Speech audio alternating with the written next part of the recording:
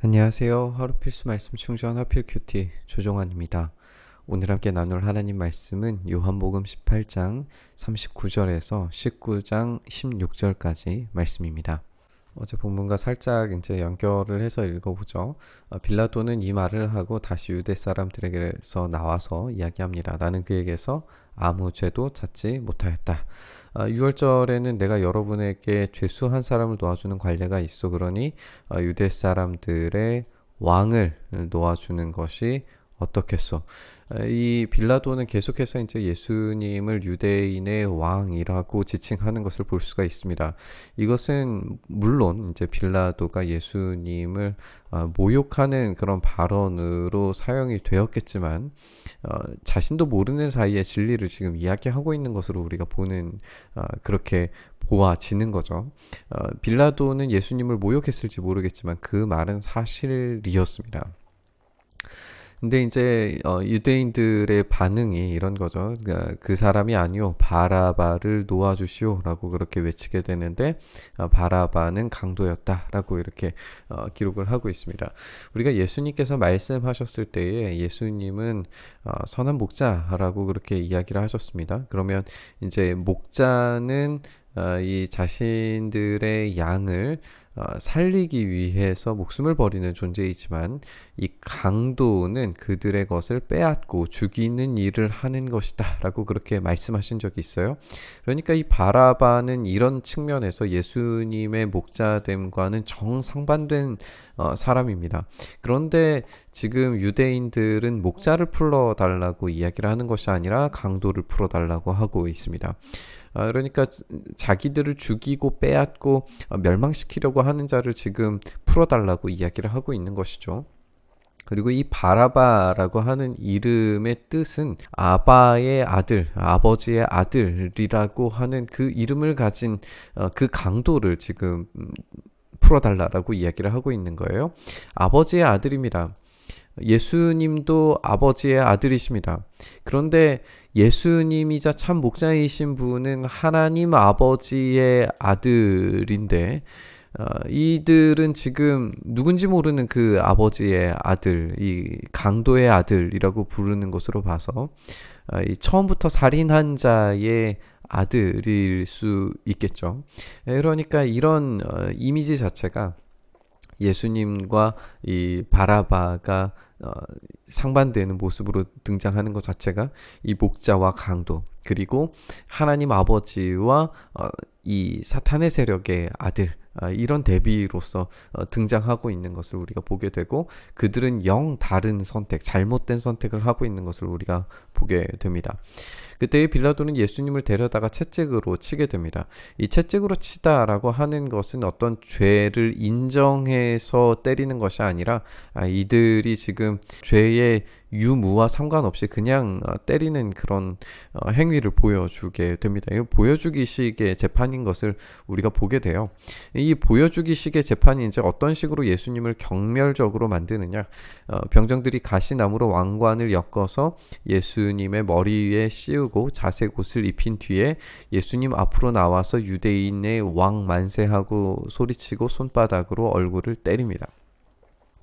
병정들조차도 지금 예수님을 경멸적으로 머리에 이 가시관을 씌우고 그리고 자색 옷을 입히는 행위를 하고 유대인의 왕 만세라고 하면서 모욕과 경멸을 보이고 있지만 이 모욕과 경멸이 사실상 예수님의 실제적인 모습을 보여주고 있다는 걸 우리가 알아야 돼요. 여기에서 이제 왕관이라고 표현된 이 단어 자체가 이 승리의 왕관을 표현할 때 사용되는 단어가 이용이 되었는데, 그래서 이 가시나무로 만든 이 왕관이 예수님의 승리를 표현하고 있고, 또 자색옷이라고 하는 것이 이제 이 왕의 옷이기 때문에 이들은 어떤 정말 부끄러운 수치를 더욱 극명하게 보여주기 위해서 이 행위를 하고 있지만 결과적으로 예수님께서 유대인의 왕으로서 어떠한 승리를 가지고 올 것인지에 대해서 예고하는 그런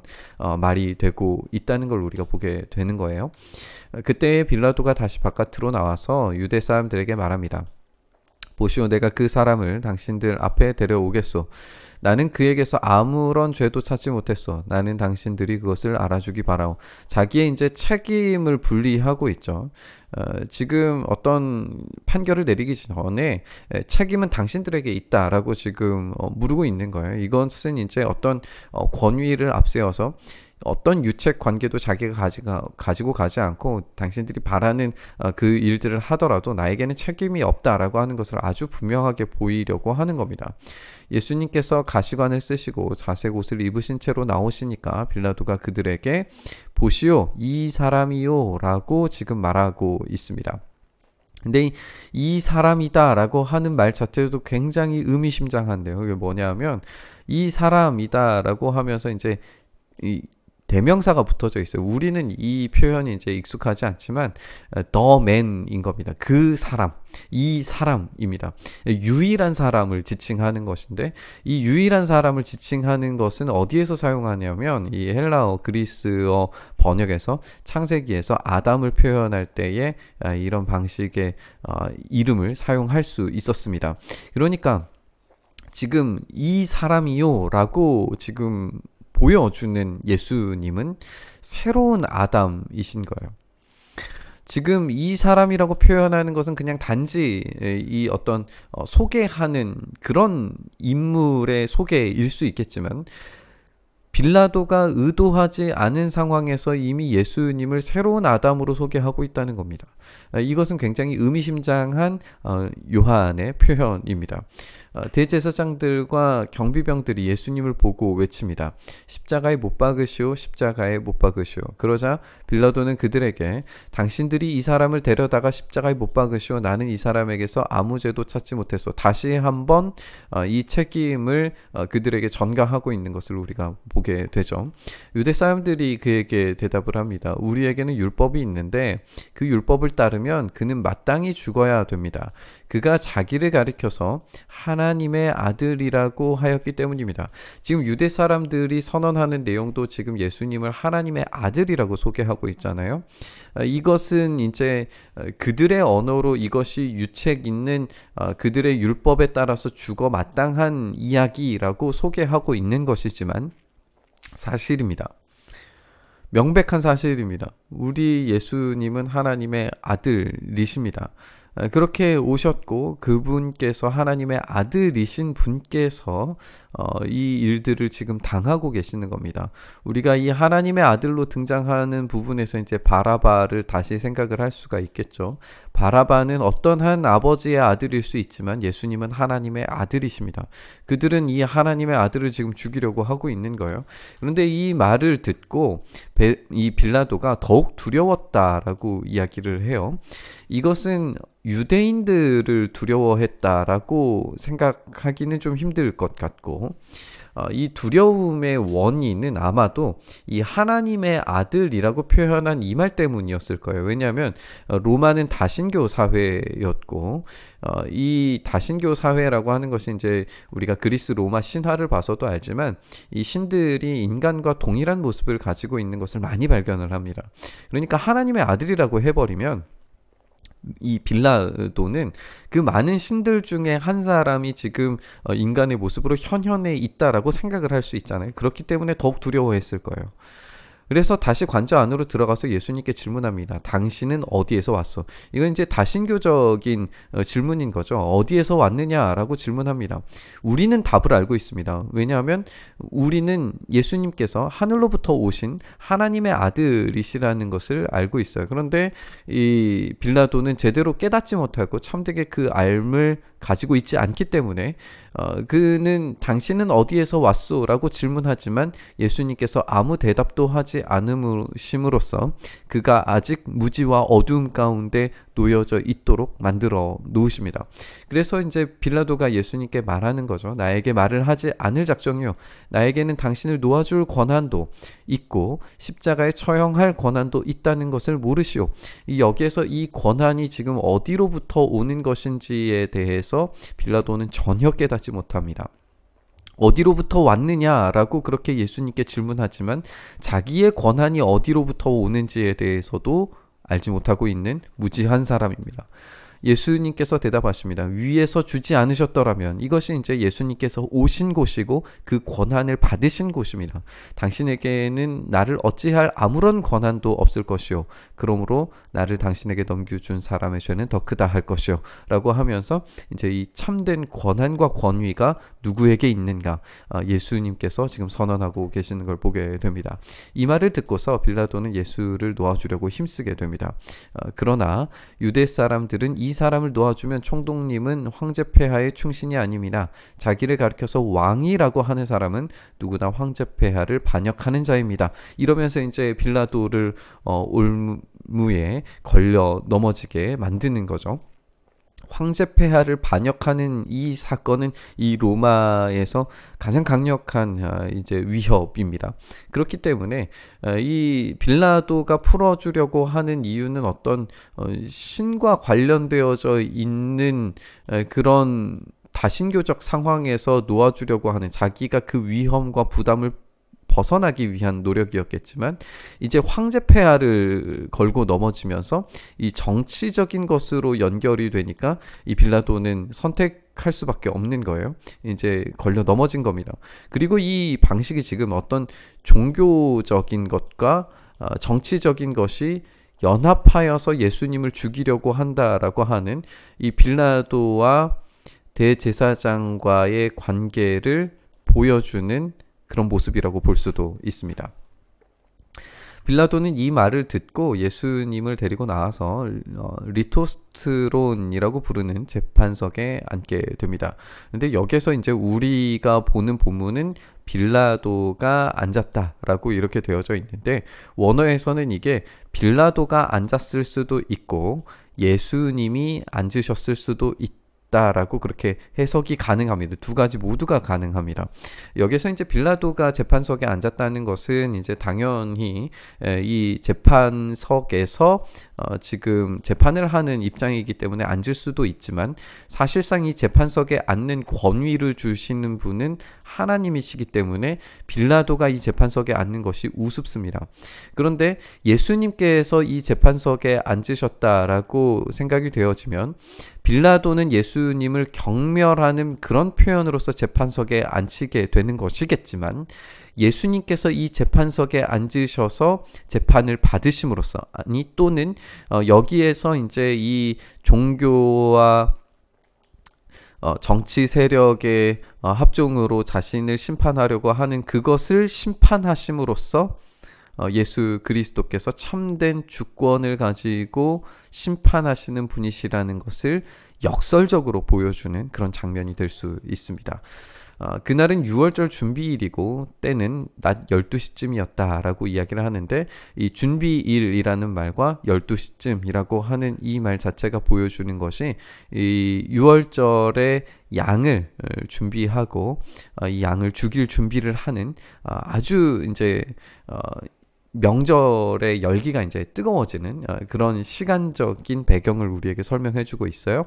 그때에 지금 유대 사람들에게 빌라도가 말하기를 보시오 당신들의 왕이요 라고 이야기를 하고 있고, 그들이 외치기를 없애버리시오 없애버리시오 그를 십자가에 못 박으시오 라고 이야기하면서 이 6월절 어린 양을 죽이라 라고 하는 이야기를 그들이 외치고 있습니다. 빌라도가 그들에게 말하기를 당신들의 왕을 십자가에 못 박으란 말이요 라고 이야기를 하니까 대제사장들이 이렇게 답변을 합니다. 우리에게는 황제 폐하밖에는 왕이 없습니다. 이들의 정체가 이제 이렇게 등장을 하게 됩니다. 이들의 왕은 하나님이셔야 됩니다. 그런데 그들은 하나님의 왕이 아니라 황제 폐하를 왕이라고 선언하고 있습니다. 이들의 우상 숭배가 얼마나 뿌리속 깊이 지금 박혀져 있는지 보여주고 있는 그런 모습입니다. 그리고 이를 통하여서 하나님께서 이들을 어떻게 심판하실 것인가에 대해 우리가 알 수 있게 되는 겁니다. 이렇게 빌라도는 예수님을 십자가에 처형하라고 그들에게 넘겨줍니다. 그런데 이 그들이라고 하는 것이 단지 대제사장들인가 생각을 해보면 대제사장들에게 사실상 넘어가지 않았죠. 이 로마 군인들에게 넘어갔고, 이 로마 군인들로부터 이 십자가 처형은 진행이 됩니다. 집행이 됩니다. 그런데 여기에서 그들에게라고 이야기를 하면서 또다시 대제사장 그룹과 이 유대인 그룹과 이 로마 정치 세력이 함께 묶여지게 되는 것을 의도적으로 보여주는 것 같아요. 그래서 이 장면에서 예수님께서 이런 온 세상의 온 우주적인 배신과 온 우주적인 연합으로 말미암아서 십자가에 못 박혀 죽으시게 되었다라고 하는 것을 역설적인 장면으로 우리에게 보여주고 있습니다. 오늘 본문에서 예수님은 참된 왕으로서, 이 둘째 아담으로서, 또 유월절 어린 양으로서 등장하시는 걸 우리가 봤습니다. 이스라엘과 로마는 서로 권위를 앞세워서 정치적인 우위를 차지하기 위한 암투를 보여주고 있는 것 같지만 결과적으로 하나님이신 분을 못 박는데 합작합니다. 그들은 예수님을 향한 악의적인 호칭들을 쏟아내고 또 수치를 주려고 노력하지만 결과적으로 그분께 부여한 호칭들은 예수님에 대해 올바로 선언하고 있다는 것을 우리가 보게 됩니다. 세상이 아무리 예수님을 부인하고 부정하려고 들어도 결과적으로 우주의 왕이신 분께서 되돌아오실 때의 결과는 역전된다는 것을 우리는 알고 있습니다. 그들의 힘과 능력과 권세는 오로지 하나님께로부터만 온다는 사실을 그들은 모르고 있지만 우리는 알고 있습니다. 그렇기 때문에 우리는 더욱 담대함을 가질 필요가 있습니다. 우리는 우리의 것이 아니라 하나님의 소유이고 하나님의 것이기 때문에 우리를 함부로 하는 세상에 대한 심판과 정죄가 반드시 따라올 것입니다. 그것을 위해 참된 왕, 둘째 아담, 유월절 어린 양으로서 죽으신 예수님을 우리가 묵상했으면 좋겠습니다. 그 십자가가 바로 우리를 살리시는 왕의 즉위식이었습니다. 참된 권위가 오로지 하늘로부터만 온다는 사실을 우리가 묵상하면서 주님 안에서 담대함을 가지고 용기를 가지고 우리 예수님 증언하는 삶을 살아낼 수 있게 해달라고 함께 묵상하며 기도의 자리로 나아갔으면 좋겠습니다. 주님, 그렇습니다. 우리의 힘과 우리의 능력, 우리의 권세, 모든 것들이 하늘 아버지께로부터 온다는 사실을 우리가 깨닫습니다. 주님, 세상은 예수님을 향하여서 수많은 거짓된 이름들과 거짓된 판단들을 해내지만 그 모든 것들이 비로소 심판받았을 때에 오로지 예수 그리스도를 주로 삼는 아버지 하나님의 아들이신 분만을 선택하는 자들에게 돌아올 영원한 상급이 기다리고 있다는 사실을 우리가 붙들게 하여 주시옵소서. 우리가 그래서 이 대제사장들이 말하는 것처럼 거짓된 속임수로 이루어진 하나님 경배가 아니라 참된 우리의 전심을 담은 경배로 주님을 예배할 수 있도록 주님 도와 주시옵소서. 그렇게 예수 그리스도의 십자가를 우리가 오늘 묵상하오니 그 십자가에서 베풀어 주시는 그 권위 있는 말씀을 우리가 다시 한번 따라서 우리도 십자가 함께 지며 사는 인생 되게 하여 주시옵소서. 그렇게 우리와 함께 걸어가 주시기를 간절히 의지하고 바라며 우리 주님 예수 그리스도의 이름으로 기도드리옵나이다. 아멘.